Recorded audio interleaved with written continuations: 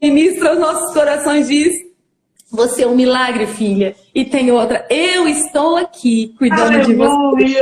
Aleluia. Glória seja dada ao nosso Deus. Irmã Valéria, estou muito feliz por essa oportunidade aqui. Fiquei muito feliz de estar participando com os irmãos. Agora eu quero receber um pouquinho, né, do que os irmãos têm para trazer. Vou aqui estar continuando, intercedendo pelos irmãos, por essa obra linda e preciosa. Amém? Que Amém. Jesus Cristo abençoe a cada um de vocês, o seu lar, a sua família, a sua casa, e te dê cada dia mais disposição para abraçar a obra do Senhor, independente das circunstâncias. Amém? Amém. Eu me sinto honrada, me sinto muito grata ao Senhor mesmo por essa rica oportunidade. E antes de você sair, nós já vamos convidar a nossa palestrante. Ela também é psicóloga, já está terminando aí. Eu quero bater uma foto com vocês duas. Olha, Laninha, paz do Senhor, amada. É a paz. Paz do Senhor. Depois vocês vão se falar. Essa é a Rose Freitas, a psicóloga missionária lá de Madureira, mãe. Olha que honra, tia Lília. Uma honra muito grande. Uma aprendizado. Obrigada. E essa é a irmã Lília, diaconisa também do Ministério de Madureira, na cidade de Mar de Espanha. E quem sabe, tia Lília, nós vamos ter a irmã Rose aqui um dia, em Juiz de Fora, Mar de Espanha, a gente está bem pertinho. Amém. Vai ser uma honra. Vamos fazer uma foto para registrar esse momento? Duas psicólogas, olha só. Sim. Tia Lília, mais uma vez, muito obrigada. Deus abençoe você. Foi um prazer. Amém. Irmã Rosa, estou muito feliz de ter você conosco. Eu vou fazer também uma breve apresentação e depois você vai ficar à vontade para falar mais um pouquinho, se você achar por bem. Mas a irmã Rose, ela é missionária do nosso Ministério de Madureira, da Igreja Mãe. Uma alegria, uma honra ter você conosco. Ela é psicóloga também, doutora. Gente, e se você adicionar ela aí, se você acompanhar os stories, você vai ver que ela não para. Um dia eu conversei com ela estava lá no Sul. Outro dia eu conversei, ela já estava lá no Rio. Outro dia... eu falei, gente, que correria. Eu ainda falei, Jesus, será que ela vai poder participar da nossa live com essa agenda tão cheia? E se vocês verem o carinho que ela nos atendeu, de estar conosco aqui. Então, assim, eu já quero te agradecer. Só Deus que faz isso. Muito obrigada. Amém. Seja bem-vinda e a casa é sua. Amém, minha querida. Muito obrigada. Vocês estão me ouvindo bem? Eu estou sem microfone. Dá para ouvir tranquilamente? Está muito bem. Amém. Eu quero saudar a todos com a paz do Senhor. Uma boa tarde. Quero, assim, com gratidão mesmo, louvar a Deus pela sua vida. Nossa querida missionária Valéria. Eu sei que Deus soprou o meu nome aos seus ouvidos. E é muito bom. Eu não costumo participar de live, mas foi um desafio. Eu estou sempre... E eu estou aqui aberta aos desafios nesse dia. Louva a Deus pela vida da minha amiga, a Lidiane, que eu acho que foi ela que foi a ponte, né? O canal. E ela está aí ao vivo. Eu sei que está aí. A Lili está aí nos ouvindo. É um prazer muito grande. Louvado seja Deus. Eu sou do Ministério de Madureira, né? Mas eu estou na congregação de Pavuna. Pastor Carlos Lolli, missionária da Alva Lolli, são os meus pastores locais. Eu louvo a Deus pela vida deles. Louvo a Deus por tudo que Deus tem realizado. Meus bispos, Abner Ferreira e Marvi Ferreira, que têm apoiado também o ministério. E isso é muito bom. E eu louvo a Deus pelo seu projeto de estar aqui. Que linda a nossa querida cantora, né? A Lilian.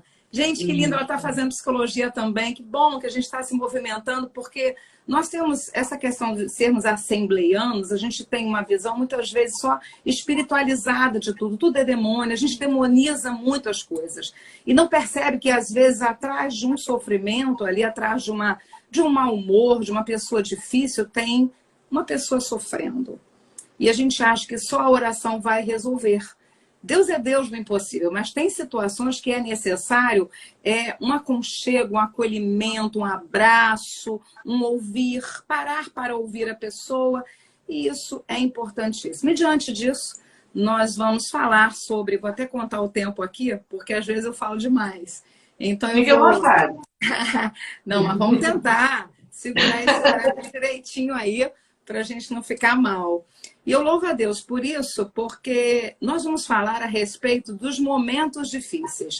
O momento zimbro e o momento caverna na vida de Elias. Eu me lembrei logo dele quando eu quis falar sobre esse assunto difícil, sobre a depressão, porque ele viveu momentos depressivos.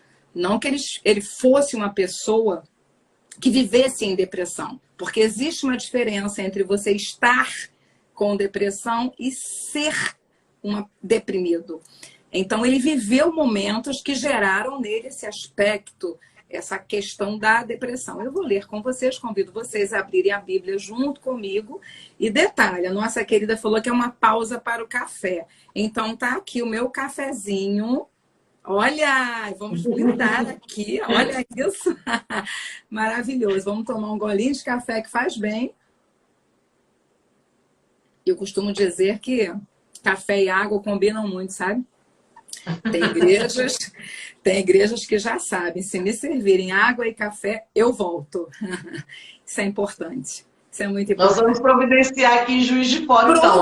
Providencia, amiga! Vai ser um E a Lili falou que vai vir junto. Vou te ensinar o caminho. Coisa linda, estamos juntas aí. Eu estarei em Viçosa no sábado. Estarei em Viçosa. A nossa amada pastora Jocely. Isso, no sábado, às 15 horas, no Chá de Mulheres. E também estarei na Assembleia de Deus de Miraí. Miraí é mais para frente, será no Setembro Amarelo. Mas nesse sábado eu estarei lá com a nossa linda, maravilhosa pastora Jocely. Eu convido vocês a acompanharem comigo a leitura bíblica no primeiro livro dos Reis, capítulo 19, o versículo 4, que diz o seguinte: E ele se foi ao deserto, caminho de um dia, e veio e se assentou debaixo de um zimbro, e pediu em seu ânimo a morte. E disse: Já basta, ó Senhor, toma agora a minha vida, pois não sou melhor do que os meus pais. Esse é o versículo 4, é o momento do zimbro. Pois bem, a seguir, convido você a ler no versículo 9 do mesmo capítulo. E ali entrou numa caverna e passou ali a noite. E eis que a palavra do Senhor veio a ele e lhe disse: Que fazes aqui, Elias? E ele disse: Tenho sido muito zeloso pelo Senhor, Deus dos exércitos, porque os filhos de Israel deixaram o teu concerto, derribaram os teus altares e mataram os teus profetas à espada. E só eu fiquei, e buscam a minha vida para me tirarem. E a gente vê dois momentos dificílimos na vida de Elias. A gente vê a trajetória desse homem e quase que a gente não acredita que é a mesma pessoa que lá atrás enfrentou 450 profetas de Baal sem medo. Porque, na verdade, quando você diz que uma pessoa tem coragem, que ela é corajosa, não é que ela não tenha medo. Na verdade, o corajoso, ele tem medo sim, só que ele vai apesar do medo. E eu sei que quando a gente consegue vencer o medo e entender que o chamado é do Senhor, que a vontade é de Deus e que Ele garante a vitória, nós somos destemidos, nós vamos adiante e o Senhor, Ele decreta a nossa vitória. E a gente vê isso inúmeras vezes na vida de Elias. Teve um momento que ele dá uma palavra assertiva para o povo, dizendo o seguinte: até quando cocheareis entre dois senhores? Ele era uma pessoa determinada, ele sabia do seu propósito, ele tinha fé no Senhor e parecia que ele era o Homem de Ferro. Ele era o Superman daquele tempo, porque a gente vê aquela fé inabalável daquele homem. E quando a gente vê que ele chega nesse momento da vida dele, o que aconteceu? Entre o momento de força, o momento de fé e, de repente, ele chegar no fundo do poço. E esse fundo do poço levou até um zimbro. E é o que eu chamo de momento do zimbro. Então, houve muita coisa, muita história acontecida, porque, na verdade, ele não perdeu nenhuma batalha. Ele não perdeu na luta de fé contra os 450 profetas de Baal. Pelo contrário, ele venceu. Ele venceu tanto, ele foi forte, tanta tantas vezes e o tempo todo ele tinha que demonstrar uma força, que chega um momento que você não resiste. Porque você tentar ser forte o tempo todo é muito difícil. Tem um momento que a gente não suporta mais demonstrar força, porque nós somos cobrados o tempo todo, nós somos apontados o tempo todo. Você não é uma mulher de Deus, né, missionária Valéria? Você não é uma mulher de fé, você não é esposa de pastor.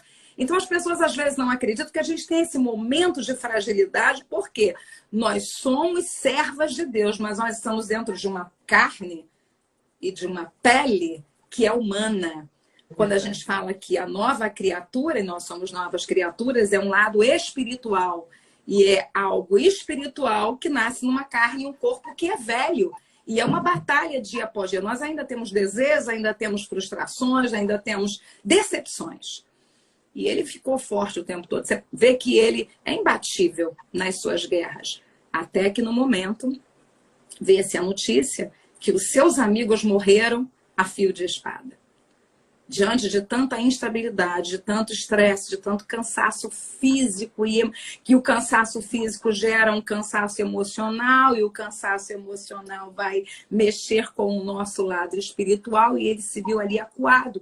Quando ele recebe, você vê que no capítulo 19, a chave aí para desencadear, para dar o gatilho emocional na vida dele, gatilhou ali, e disparou algo na vida dele, porque vem uma mensagem da seguinte maneira, versículo 2 do capítulo 19, e diz o seguinte: então Jezabel mandou um mensageiro. Muitas vezes o diabo não vem, mas ele manda um secretário. Ele manda um mensageiro. E às vezes não é o inimigo que vem, às vezes é uma pessoa próxima a nós, que traz alguma coisa para trazer um balde de água fria no nosso chamado, no nosso ministério. Coisas para nos desanimar. Às vezes a gente está indo, olha, todo vapor, e aquilo ali vem como um copo, como um balde de gelo sobre a nossa vida. E a gente fica, meu Deus, e agora como é que vai ser? Ele não se intimidou diante de nada, mas ali ele estava fragilizado por tentar ser forte o tempo todo. E quando vem a mensagem de Jezabel a dizer-lhe, assim me façam os deuses e outro tanto, se de certo amanhã, a estas horas, não puser a tua vida como a de um deles. Ou seja, eu vou te matar. Eu estou te mandando uma mensagem, eu vou te matar. Só que se fosse em outro momento, ele ia erguer a cabeça e assim, eu sei que o meu Redentor vive. Se fosse num outro momento, sabe? Mas não, ele tinha perdido amigos. Ele estava contando com a possibilidade de estar sozinho. Tem hora que nós pensamos que estamos sozinhos. Tem hora que o socorro de Deus é evidente, mas nós não enxergamos milagres. E esse é o momento do zimbro na vida dele. A gente vê que ao entrar naquele processo de saber dessa notícia, a primeira coisa que ele faz é fugir. Porque às vezes a fuga é o caminho mais fácil. Mas nem sempre a fuga vai te levar para o lugar que Deus quer que você esteja. Mas naquele momento ele não enxergava isso. Porque nesse momento da depressão e da angústia profunda, você não ouve corretamente. A tua interpretação da mensagem, ela é afetada. A sua cognição é afetada, o seu aprendizado, a maneira que nós recebemos uma informação é totalmente modificada pelo nosso emocional. E tudo aconteceu ali de uma hora para outra. Ele pensou, olha, todos morreram. Ele sabia que o Deus dele era provedor. Ele sabia que Deus que ele servia, Deus do impossível. Mas naquele momento, as emoções afloraram. E ele achou melhor fugir. Eu penso que talvez ele tivesse imaginado, eu não vou morrer pelo fio da espada dessa mulher, que me mata o Senhor, mas essa mulher não me mata. Eu estou imaginando, a grosso modo, aqui eu estou conjecturando. Mas a gente fica pensando nas possibilidades ali da vida dele. E eu me lembro agora, minha amiga, e minhas queridas que estão ouvindo nessa tarde, outras pessoas que viveram esse momento do zimbro, do momento difícil, porque a Bíblia nunca falou que a depressão é falta de fé. Nunca. Isso é palavra minha, isso é palavra do ser humano. E isso já não está mais no meu vocabulário, dizer que depressão é falta de fé, porque eu aprendi que a depressão é uma fragilidade emocional, não é falta de fé. A pessoa tem fé, a pessoa tem até vontade, mas não tem força. Porque o seu lado químico, o seu lado emocional foi afetado, bombardeado. Ela está abatida, mas não está destruída. Porque ela acredita no milagre de Deus. A Bíblia fala de Davi. Davi se viu em depressão, e a gente vê esse processo, eu não vou entrar nisso, mas para dizer que a depressão é causada por algumas situações da nossa vida. E no caso de Davi, ele teve problemas espirituais por causa de um adultério. No caso de Davi, ele temia Deus e ficou sem jeito diante da situação. Ele sentiu-se culpado. E a culpa às vezes pesa, porque quando eu tenho promessa de Deus, eu até erro, mas aquilo me constrange. Eu não fico na zona de conforto, eu fico incomodada. Quem é de Deus, ouve a voz de Deus e entende a voz de Deus, porque o Espírito está em nós. Naquele momento do erro, algo incomodou, ele se sentiu-se culpado. Você pode ver uma coisa, tudo que pesa afunda. Você põe uma quantidade enorme de pessoas num barco que só é para 100, você põe 200, ele vai afundar. Então tem coisa na nossa vida que nos afunda, e na vida de Davi foi o pecado, e afundou. Mas ele pediu socorro, e Deus o perdoou. A segunda pessoa que eu me lembro aqui, quero falar, é Jonas. Jonas não teve problemas espirituais como Davi. Ele teve problemas emocionais. Jonas não queria se relacionar com pecadores, porque ele achava que eles não podiam ser perdoados, aquelas pessoas daquela cidade. Quando Deus manda ele dizer a respeito da destruição, ele não aceitava, porque Deus poderia perdoar aquele povo e a sua palavra voltar. E ele não ter credibilidade, ele não queria também liberar perdão, porque ele sabia que o Deus que nós servimos é um Deus de segunda chance. Então ele não queria, por problemas emocionais, ele não queria perdoar, ele fugiu de Deus, ele não queria pregar a palavra e se tornou desobediente. Se viu deprimido, se viu também pedindo a morte. E chegando na vida de Elias, ele teve problemas físicos, como eu falei, ele se sentiu sozinho. A solidão é um problema grande, porque o homem, quando tem família, a mulher, quando tem pessoas ao seu lado, não que fiquem cobrando, mas que fiquem dizendo, nós estamos com você, você vai vencer. O problema é que a gente diz assim, olha, a gente começa a cobrar, e na cobrança a gente pesa mais na vida da pessoa. E muitas vezes a família tem um papel especial de acolher, de dizer, olha, você está cansado, está oprimido, porque ele se sentiu cansado, oprimido, não no sentido de endemoniado, oprimido porque tinha uma opressão sobre a vida dele, uma pressão sobrenatural. Ele teve medo, não era uma característica dele, ele poderia ter medo, mas ele superava o medo. Mas o medo tomou conta dele. E quando o medo toma conta, ele se torna em ansiedade. O medo exacerbado é ansiedade. Elias estava passando por uma ansiedade junto com uma depressão, você já viu? Você leu aí no início uma passagem linda, eu uso muito para falar. Por quê? Por que estás abatida, ó minha alma? E por que te perturbas dentro de mim? Olha, abatimento. O salmista estava em depressão. Por que te perturbas dentro de mim? Ansiedade. Ele estava passando pelos dois processos. O excesso do amanhã, a preocupação com o que vai acontecer, a ansiedade. A preocupação com o dia de ontem, me prendendo ao passado e não me permitindo avançar, e a depressão. E o excesso do dia de hoje? Estresse. Quantos de nós somos estressados pela quantidade de informações que recebemos, pelas cobranças que recebemos no dia de hoje? Acabamos ficando estressados. Então, ele vivia esse momento da vida dele. Ele estava com medo, ele estava sendo perseguido por uma mulher que ele sabia que não era mole, não, gente. Mulher... Às vezes ela vem mandada do inferno. E quantas vezes a gente acolhe serpentes dentro da nossa casa, deixa-se assentar à mesa, deixa-se assentar na nossa cama, dá comida para a serpente dentro de casa. Essa mulher era uma serpente. Ela manipulava aquele homem, seu marido, para a destruição. Porque quando ela não conseguiu manipular Elias, ela quis acabar com Elias. Tem pessoas que querem te manipular. Tem pessoas que querem controlar a tua mente, como eles não conseguem, porque sobre a tua mente o Senhor colocou o capacete da salvação. Sobre a tua mente ele desceu o óleo precioso. Quando ele diz, unges a minha cabeça com óleo, o Senhor já ungiu a tua mente. E como o inimigo não consegue controlar a tua mente, ele quer te distrair para tirar de você aquilo que você tem de melhor, que é a presença de Deus, que é a paz que o mundo não consegue te dar. Mas você vê que pelo excesso do cansaço, por se sentir sozinho, pela perseguição, ele fugiu. Ele fugiu e se viu deprimido ansioso, e o primeiro momento ele vai para o pé de zimbro. Minha querida, eu viajei nessa época para o sul, como você falou, e a aeromoça ali, a comissária, não é mais a aeromoça não, é a comissária de bordo. Ela estava ensinando para a gente que se acontecesse uma instabilidade, alguma coisa ali, e fosse necessário o oxigênio que descesse as máscaras, ela estava ensinando que primeiro você tem que colocar a máscara em você.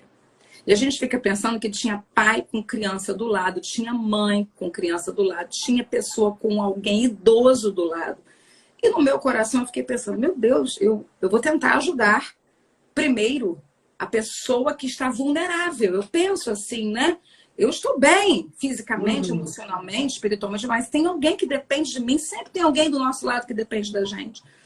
E ela estava falando o seguinte, porque é tão rápido a queda da pressão, a despressurização, que você fica sem ar. E você sem ar, você não ajuda ninguém. Se você desmaiar, como é que você vai estender a mão para alguém que está vulnerável? Meu Deus! Não adianta eu querer ajudar alguém se eu não estou bem. Não adianta eu tentar estender a mão se eu estou caída. Primeiro, como o próprio Paulo aconselha a Timóteo, Timóteo, cuida de ti mesmo, irmã. Cuida de ti mesma, cuida da tua saúde, cuida do teu estado emocional, não vai deixando, não vai empurrando com a barriga não, porque tem um momento que a gente não aguenta e quando a casa cai, meu Deus, é difícil levantar, mas nós servimos ao Deus do impossível, ainda que tenha caído, ainda que tenha se prostrado, o meu Deus te diz nessa tarde, sou o teu Deus, eu te tomo pela tua mão direita e te digo, não temas, eu te ajudo. Eu aprendi naquele dia que para eu ajudar alguém, eu preciso botar máscara. Não estou falando da máscara de fingir que está bem, a máscara do oxigênio.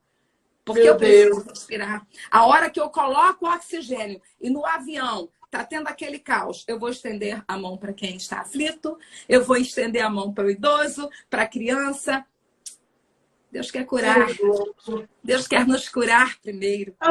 Deus quer nos tratar primeiro. Você precisa respirar. Olha, puxa o ar agora e vê como Deus está restaurando. Quantas pessoas não conseguem respirar e você respira hoje. E a gente vê isso como lição, porque precisamos nos cuidar, precisamos cuidar de nós. E a gente vê que existe um tipo de depressão que ela é endógena.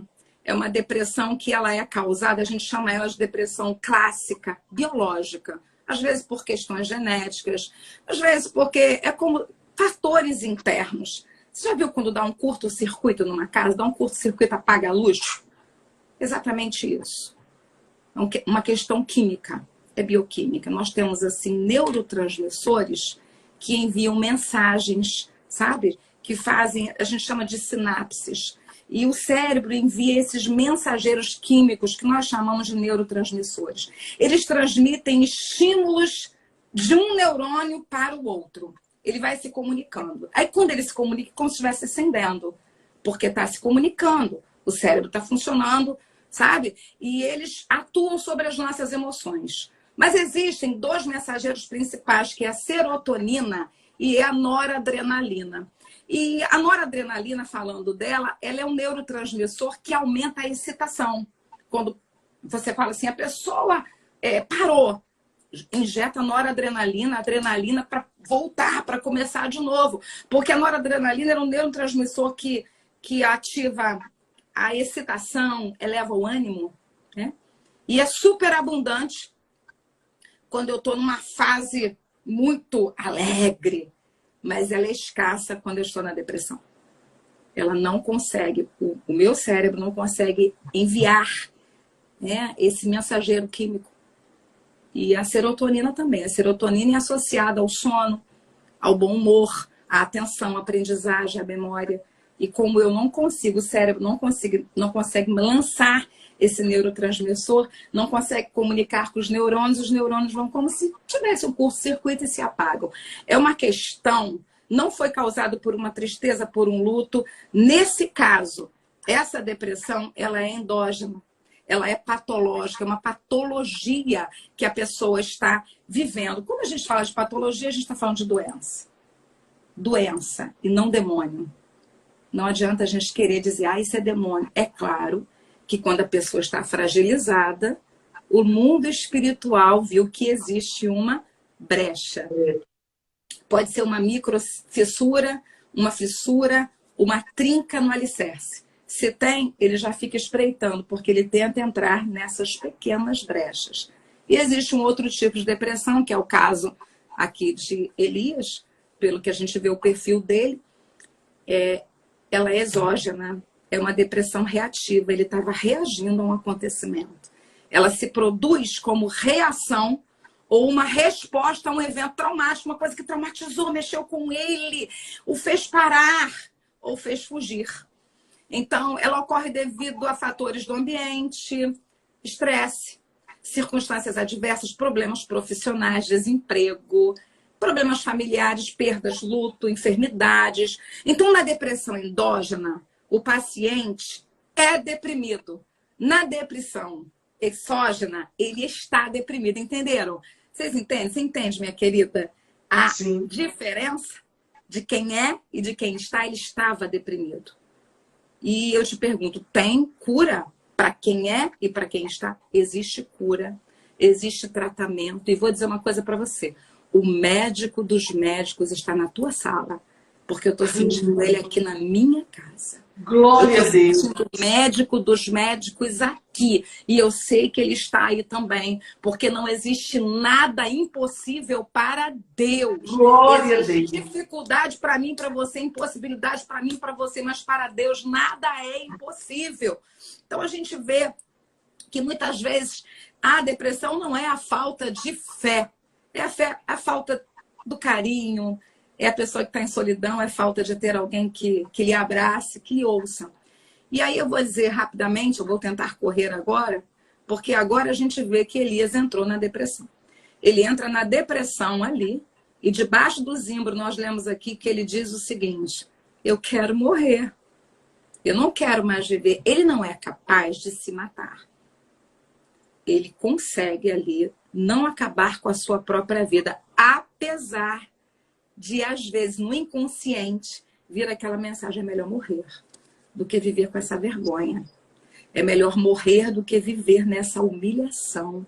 Mas naquele momento em que ele pede a morte a Deus, ele não se mata. Ele tinha condições até de se matar, mas ele ainda tinha alguma consciência. Porque tem fase da depressão que a pessoa nem tem consciência mais do que faz. Não tem. O cérebro está totalmente tomado e afetado pela dor, pela angústia, sentimento de vazio, sentimentos de desespero, de desesperança. E a pessoa conhece Deus, conhece a palavra, às vezes ela tem uma vida ministerial, ela está na equipe de louvor, louvando. Ela às vezes está pregando a palavra e se vê nessa situação. E com medo de ser julgado, com medo de ser condenada. Porque é interessante, né? Quantas pessoas se assentam na cadeira de juízes? Quantas pessoas têm aqui aquele ar de acusação e apontam o dedo. Olha aí, a gente apontou os dedos juntas. Olha o dedão. Quero dizer a você, minha irmã, contra a sua vida, missionária Valéria, existe um dedo, e tu sabe. Mas nessa tarde, eu digo uma coisa do meu coração para o teu coração, e tu tá entendendo. Deus está cortando um dedo que tá te apontando. Ele está usando hoje um alicate, porque só tesoura não corta, não. É uma coisa muito tremenda, um poder muito grande. O acusador que está espreitando, porque ele não se conforma. Esse acusador não se conforma com o teu crescimento, com o teu chamado. Ele está tentando arrumar uma brecha. E como ele não encontra a brecha, ele está fazendo uma brecha. Mas nessa tarde eu digo a você, no nome de Jesus, as portas do inferno não prevalecerão contra a tua vida, contra o teu ministério, contra a tua família e contra o teu chamado. E vou dizer mais, meu Pai, o lugar que você pisa, o Senhor está santificando, porque tem lugar que tu está pisando, que é campo minado. Meu Deus. A qualquer momento, o Senhor está tratando esse lugar e tu vai passar. E vai ter fase que o Senhor vai te levantar. E o Senhor vai te passar no meio do esquadrão. Porque com o teu Deus, você hoje está saltando muralhas. E você que está ouvindo também essa mensagem também é para você. Receba essa palavra. O teu Deus está contigo. Ele não te deixou órfão. Ele enviou um consolador. Aleluia. Glória a Deus por isso. Glória ao Senhor por isso. Mas nessa ocasião em que ele se sentou ali debaixo do zimbro e ele quis a morte, ele refletiu sobre a sua vida. Porque eu digo sempre que, às vezes, na fase da depressão aguda, a pessoa nem tem, ela não tem forças para se levantar. E muitas vezes, nessa fase, ela não tem forças nem para se suicidar. Porque o seu corpo não obedece aos seus pensamentos. Mas quando ela está se melhorando da fase da depressão, ela já tem alguma certa mobilidade, ou ela, às vezes, o suicídio é cometido quando a pessoa está melhorando, porque ela já tem força para andar e os seus pensamentos ainda não estão conectados, né? Não estão conectados, perdão. Há uma fragmentação dos pensamentos e das emoções e a pessoa acaba cometendo ali, porque é um vazio muito grande. A pessoa não quer matar a vida, ela quer acabar com o sofrimento que ela sente. E que ninguém entende esse sofrimento. Ela não sabe nem verbalizar o que está sentindo. Então não julgue. Às vezes a gente chama de tempestade no copo d'água. Tem copo d'água aqui. E eu chamo de tempestade no copo d'água uma dor que não é minha. É muito fácil dizer que eu estou fazendo mimimi, porque mimimi é uma dor que não é minha. Eu não sei o grau de dificuldade que a pessoa está passando. Eu vou até beber água agora, gente. Desculpa aí. A gente precisa hidratar, né? A gente precisa beber água, porque para renovar a força você precisa de água. Esse homem, Elias, precisava de água. Bebe água, minha irmã. Você que está em casa, bebe água agora. Reflita de que Deus está te dando água. E não é só essa água, não. A água que está emanando na tua vida. Porque quem crer em Jesus, como diz a Escritura, rios de águas vivas fluem do seu interior. Então, tem água aí para a tua vida, tem água para o teu ministério. E a gente vê aqui que nessa fase do zimbro, ele não tinha forças. E ele pensou, vou ficar quietinho aqui debaixo do zimbro. E ele sabia que ia ficar ali, ia ter fome, não ia ter quem o alimentasse. Automaticamente, inconscientemente, talvez, ele ia cometer um suicídio, porque ele ia ficar ali na zona de conforto, porque o deprimido não tem força para se levantar. E quanto mais você julga, quanto mais você recrimina, quanto mais você aponta o dedo, mais ele se afunda. Porque é aí que ele se sente um nada. Aí que ele se vê desmerecido. Ah, meu Deus, todo mundo prospera, todo mundo vai à frente, eu estou assim por quê? E ele diz, eu não sou melhor do que os meus pais. Aí ele vai e começa a se comparar. E naquele momento ali do zimbro, a gente identifica algumas coisas. A primeira coisa, ele apresentou alterações comportamentais. Eu já falei, ele era de um equilíbrio, né? Na verdade, não era nem um equilíbrio, é autocontrole. Porque se eu parar para pensar, eu não sou equilibrada. Eu dizer para você, eu sou uma pessoa equilibrada. Não sou. Não sou. Tem hora que eu desequilibro. Eu entendo que através dos frutos do Espírito, que são 9, um deles, que é o domínio próprio, o autocontrole, que vem junto com o tempero, e se chama temperança. Através disso, ele diz, minha serva, eu vou te ensinar a você ter o autocontrole. Naquilo que você não consegue dominar, eu entro. Mas naquilo que você tem que desenvolver, eu vou colocar o meu espírito na tua vida para você desenvolver o domínio próprio. Aleluia! Autocontrole. Então, naquele momento, faltou a Elias o autocontrole. E às vezes falta. Mas se a gente pedir a graça do Senhor, esse autocontrole nos ensina até o que falar e o que agir. Mas ele teve ali, a gente vê, ele apresentou diferença no comportamento, eu te chamo de alteração comportamental. Coisa mesmo da depressão. E como tentativa de se isolar, primeira coisa, quero me isolar, tá? Entrou numa caverna, e antes de entrar na caverna lá, ele pediu a morte. Então a gente vê uma mudança de comportamento. Às vezes a gente acha que conhece a pessoa e também tem a depressão sorridente, é uma depressão atípica. Porque nem sempre o depressivo vai apresentar com uma feição sombria, obscura, roendo unha. Não. Às vezes ele está sorrindo o tempo todo. Desconfie de quem ri o tempo todo. Desconfie disso. Porque às vezes a pessoa usa uma máscara o tempo todo para ninguém desconfiar da sua dor. E pode estar do teu lado uma pessoa que está sofrendo, que está em depressão. Porque a gente chama disso, depressão sorridente. Acontece muito isso. Ela põe essa máscara, ela trabalha, ela convive, ela até conversa, mas ela mostra os sinais. E muitas vezes Deus quer dar livramento, porque todo o excesso esconde uma falta. Quem ri o tempo todo, no velório, rindo, dando gargalhada, é uma coisa que você tem que observar, não é felicidade, é o mecanismo de defesa. A pessoa está o tempo todo demonstrando uma força e uma alegria que não existe ali. É apenas para não ser julgada. Sabe, a gente foge do julgamento. É isso que acontece, a nossa fragilidade. Segunda coisa, ele apresentou alterações de humor. Você vê que ele não era. Tudo bem, ele era uma pessoa assertiva, determinada, mas ele começou a demonstrar um grande descontentamento, uma desesperança e desinteresse pela vida. E ele pediu, toma agora, ó Senhor, a minha alma. Ele está entregando a alma para Deus. Ele está dizendo, a minha vida acabou, não tem mais esperança. Outra coisa, ele também apresentou uma baixa autoestima. A baixa autoestima não é, na verdade, estou olhando o relógio, tá?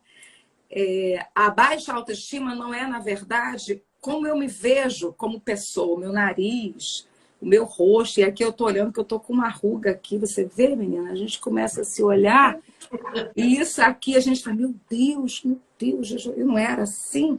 São mudanças. E eu, na minha baixa autoestima, muitas vezes, eu só vejo os defeitos que eu tenho. Eu não consigo enxergar qualidades. Eu enxergo coisas ruins o tempo todo. Eu não consigo me valorizar. Eu não consigo valorizar o que eu já venci. E eu costumo dizer aqui, ó, eu já bebi metade do copo. Na baixa autoestima, eu vou dizer para você assim, o meu copo está quase vazio. Quando a minha autoestima está alta, eu falo o seguinte, meu copo está quase cheio. Porque a mesma probabilidade de encher novamente é a mesma de esvaziar. Só que na baixa autoestima eu só fico me queixando do que eu perdi. E na verdade eu não perdi a água, eu bebi. Eu usufruí dessa água. Só que quando eu estou mal, eu só vejo que a água está acabando, minha vida está sucumbindo, eu não tenho esperança. Então hoje aqui eu quero dizer a você que na tua vida o copo está quase cheio. Porque vai poder encher de novo. Tem água ainda para a tua vida. Então ele vem também demonstrando essa baixa autoestima. Ele coloca e expressa um sentimento de culpa e inutilidade. Seus amigos morreram e ele sobreviveu. Para quê? Viver sozinho. Agora eu estou só. Ele não sabia. E a gente vai ver isso no versículo 18, depois você leia. E Deus fala isso para ele depois. Ele só pensou que estava sozinho. Deus nunca nos abandona. Ele nunca nos deixa órfãos. Você só pensa que está sozinho. Tinha 7.000 pessoas que dobravam os joelhos e que clamavam por ele. Você nem está sabendo. Mas Deus incomoda alguém de madrugada. Deus fala, alguém ora pela minha serva Valéria, ora pela minha serva Dani, ore pela minha serva Rose, ore pela Lilian. Estou conhecendo hoje, mas o Senhor já levanta um exército para orar por nós. Às vezes a gente não se dá conta porque o nosso foco está na perda. O nosso foco está na vergonha que passei. O nosso foco está na humilhação que eu estou sofrendo. Não, olha, tira o teu foco disso. Foca em Deus. Foque no teu objetivo, no teu chamado, sabe? Foque no alvo. E o que puxar você para trás vai virar impulso para você ir mais longe. Quanto mais puxarem mais para trás, mais impulso vão dar para você. Então, em nome de Jesus, no nome de Jesus, olha para o que você já conquistou. Não se compare com ninguém. Se compare com você mesmo e veja o que você já venceu na tua vida. Aleluia! Agora você é um vencedor. E ele tinha dificuldade, ele se sentia culpado, inutilizado. Isso explica a sua declaração ao dizer, eu não sou melhor do que os meus pais. Não é humildade, entenda. Às vezes nós somos humildes e reconhecemos o valor do outro. E eu reconheço o valor das pessoas. Mas tem hora que não é o valor do outro. A gente se desvaloriza, se desmerece. A gente recebe essa voz que é interior, nem sempre é de fora. Às vezes são os nossos fantasmas. São os nossos traumas, as nossas frustrações. Esse homem estava frustrado. Esse homem estava se sentindo sozinho. Ele estava com angústia e dor na alma, sabe? E as alterações de sono, porque você observa que ali ele estava tão cansado, tão atribulado, que ele dormiu. Deus envia um agente dele, um anjo, que o desperta. e alimenta, e fala assim, come. Ele comeu, bebeu. Olha como Deus provê na nossa vida e nada vai faltar. Deus visita o teu celeiro, Deus visita a tua vida assim.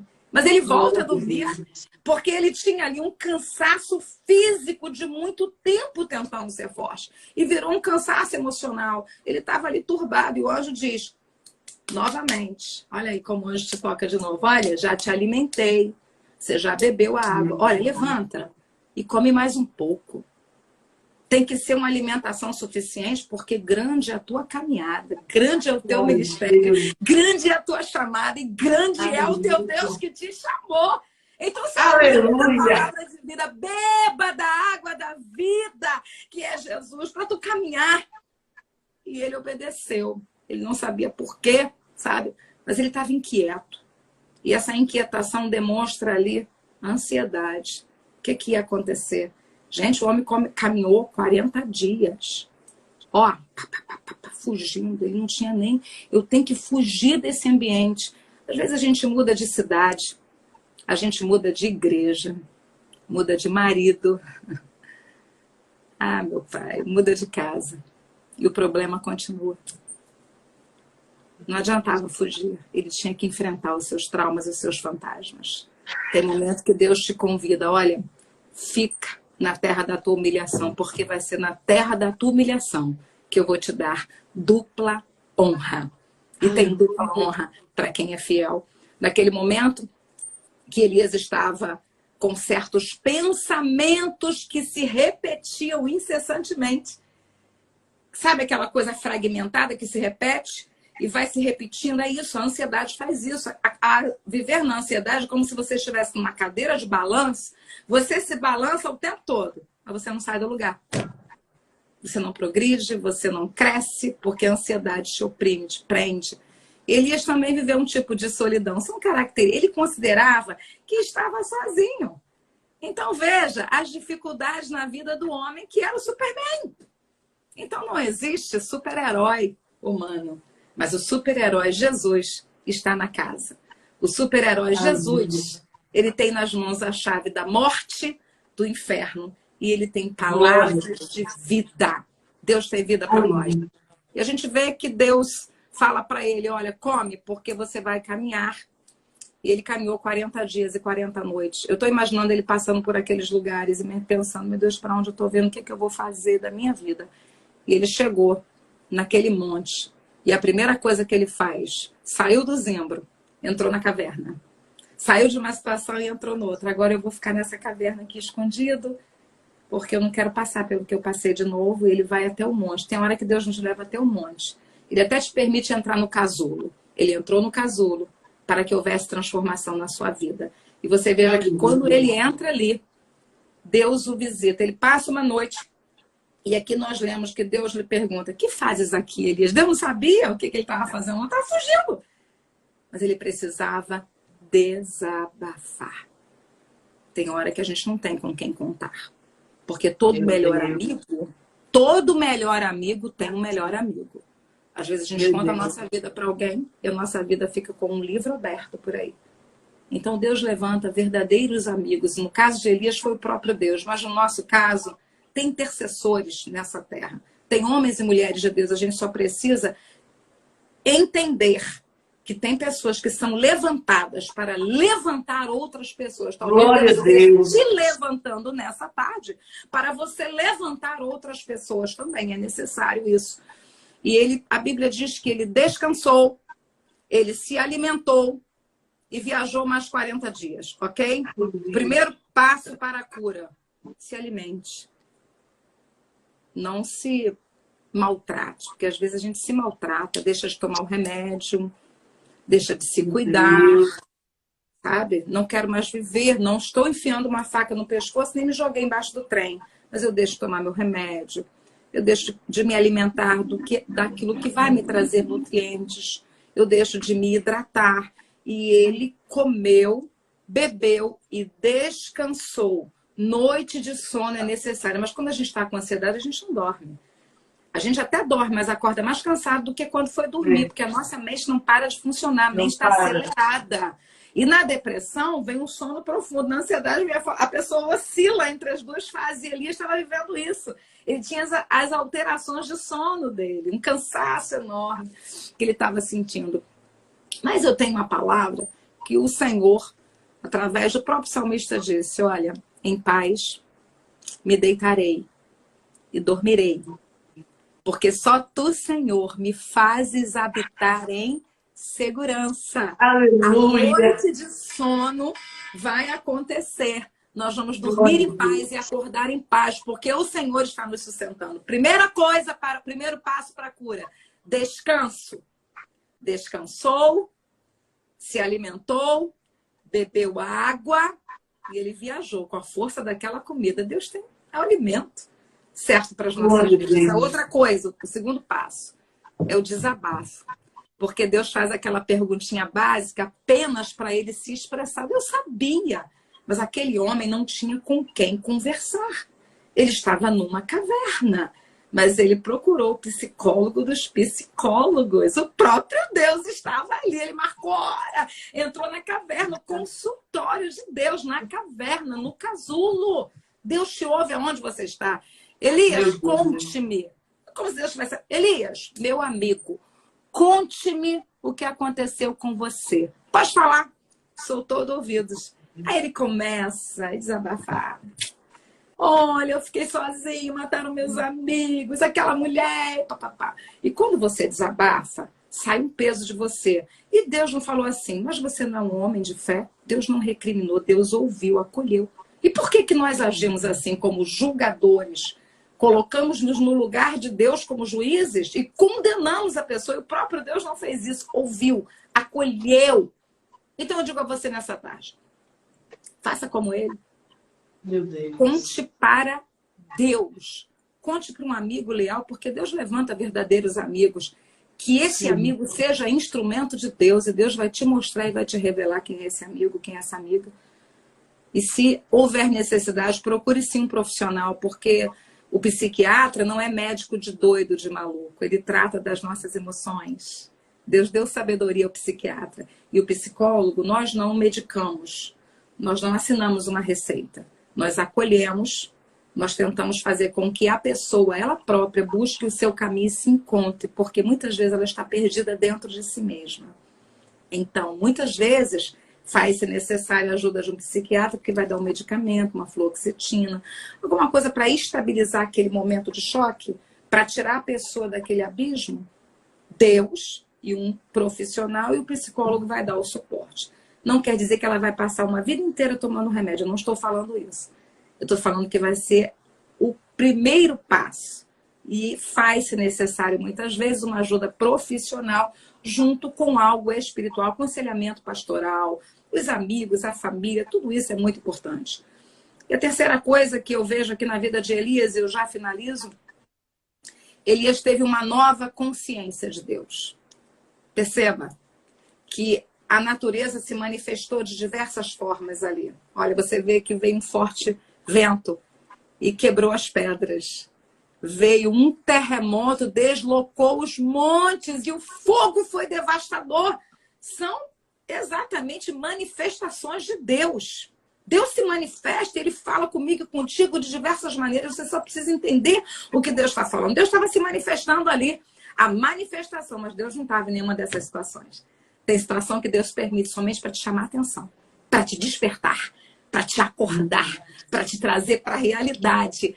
Tudo isso fez ele ficar atento, porque ele estava desatento. Ele tinha desabafado, ele tinha descansado. Agora, ele estava começando a se curar das suas emoções.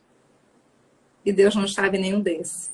E quando veio a brisa suave, eu estou imaginando aqui essa brisa nessa tarde, na tua casa, na sua vida. Aleluia. Deus está soprando uma brisa, olha. Jesus. Ele está soprando uma brisa. Você está sentindo aí na tua casa essa brisa? O novo de Deus chegando na tua vida. Aleluia. Porque precisa chegar na tua vida para que você leve o novo para quem está precisando. Às vezes não é você que está sendo afetado, mas alguém que você ama está sendo afetado. E para você alcançar essa pessoa, Deus quer primeiro curar você, tratar você, para que você saiba como lidar. Porque por trás de um adulto difícil, geralmente tem uma criança ferida. Meu Deus. Ela pode estar levando um trauma emocional muito grande. Talvez seja você que está levando esse trauma emocional da sua infância para cá e não consegue ser feliz. Então é o tempo de soprar a brisa. Quando a brisa foi soprada, Deus estava na brisa. Aleluia! Ali, porque o controle do tempo e das situações estava na mão do Senhor. E eu digo a vocês que existe uma palavra na psicologia, finalizando agora, eu uso a palavra ressignificar. Porque significar é dar um significado. Mas ressignificar é algo mais profundo. Eu quero que você pense e medite nisso nessa tarde. Ressignificar é lançar um novo olhar sobre situações já conhecidas. Às vezes a gente não tem como sair daquele momento, daquele lugar, daquela família. Existem ambientes que nos adoecem. Ficamos adoecidos por cuidar de alguém doente. Ficamos adoecidos por estar num lugar que não somos bem-vindos ou aceitos. E Deus fala assim, fica no lugar da bênção. Deus não mandou sair, fica. Até que ele diga saia, mas ele vai sair. Quando você sair, vai ser com honra, vai ser com glória, vai ser com poder e autoridade. Fugir traz transtornos. E quando ele diz, eu falo ressignificar, é um novo olhar sobre situações já conhecidas. É mudar o curso dos acontecimentos. Deus diz para Elias, volta pelo caminho que você veio. Opa! Ele teria que enfrentar todos os traumas, ele teria que passar por onde houve sofrimento. E ao voltar, Deus foi tratando com ele. Então, nessa tarde, eu digo a você, volta pelo caminho da tua fuga, porque não adianta fugir. Enfrente os seus fantasmas, enfrente os seus medos, porque tem tratamento de Deus e tem cura quando a gente entende que não adianta fugir, a gente tem que enfrentar. E quem te dá coragem, força, é Deus. Que Deus te abençoe nessa tarde. Aleluia. Que Deus te diga em todas as coisas e que você tenha um dia abençoado. Minha querida, obrigada por essa grande oportunidade. Deus te abençoe. Sou eu que sou muito grata por esta oportunidade. Amém. É só Jesus que faz isso.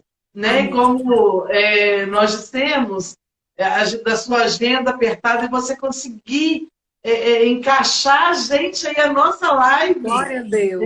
Com poucas pessoas, né? E você não perguntou quantas pessoas participavam, não perguntou o alcance, você entendeu que era um projeto de Deus. Amém. E você deixou ser canal de Deus para estar aqui. Amém. Então, é só nós que podemos agradecer.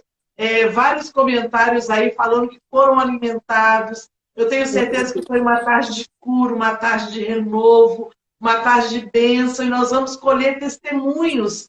Né? E eu fico muito feliz porque essa brisa passou aqui. E tenho certeza passou que aqui também.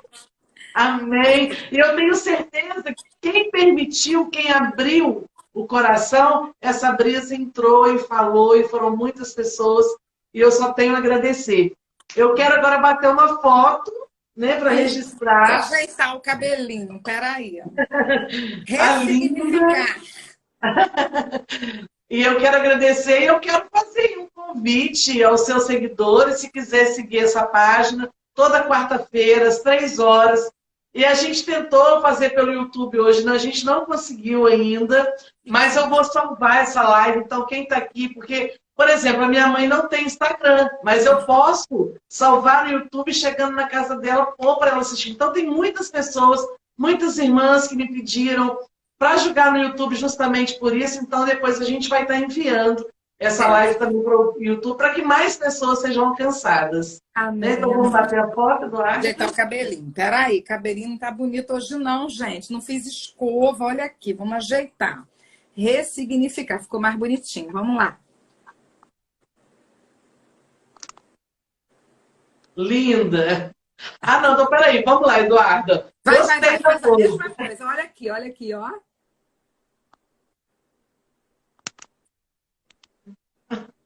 Oi? Ficou bom? Ficou ótimo, depois eu vou te enviar. Então, gente, olha só. Muito obrigada. Eu quero agradecer a Lidiane mais uma vez. Já tinha agradecido a ela. Beijo, Lidiane. Beijo.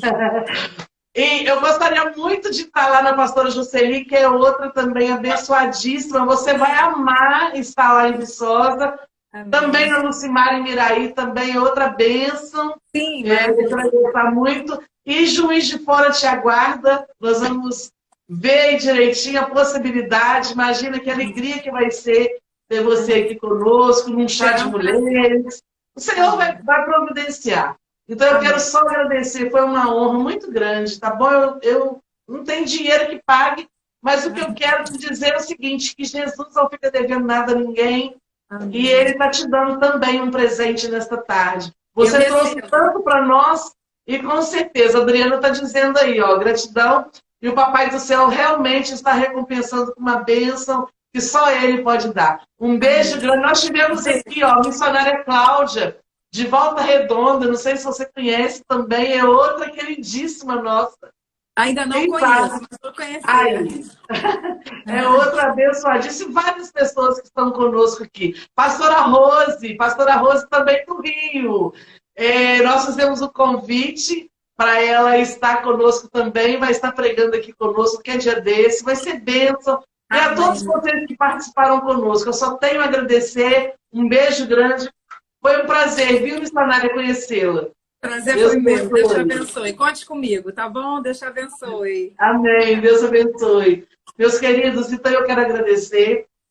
Hoje nós tivemos presença masculina aí também. Eu fico muito feliz, né? Porque não é uma live feminina, não, de longe disso. Tivemos também conosco aqui o doutor Arthur, também psicólogo, estava participando conosco. Então, é só Jesus que faz isso.